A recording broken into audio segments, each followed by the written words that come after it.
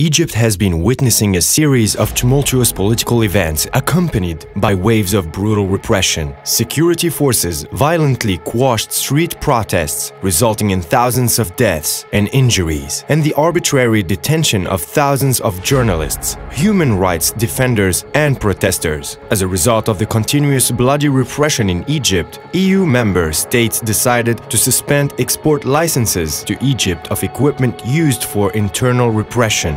However, states like Bulgaria, Czech Republic, France, Germany, Italy, Slovakia, Spain, and the UK, among others, have been supplying arms to Egypt in the full knowledge of the substantial risks that such equipment could be misused by Egyptian security forces for serious violations. Some of these states condemned the Egyptian authorities for their egregious human rights violations and denounced the impunity that the security forces enjoy.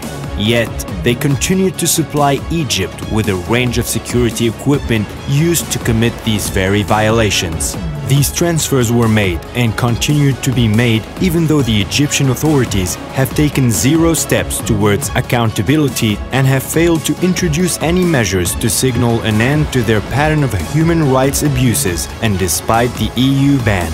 The USA is also one of Egypt's biggest arms suppliers, with a long-standing agreement to provide $1.3 billion worth of military aid to Egypt annually.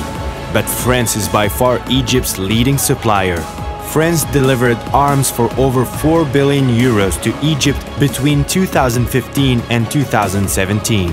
Footage analyzed by Amnesty shows French-supplied Sherpas and MIDS vehicles being used during some of the bloodiest incidents of internal repression, and Egypt's security forces firing on protesters from within these vehicles. All of it put France at risk of complicity in the ongoing human rights crisis in Egypt. Join us in calling on France and other states exporting arms to Egypt for transparency and ensuring that these arms are not used for human rights violations.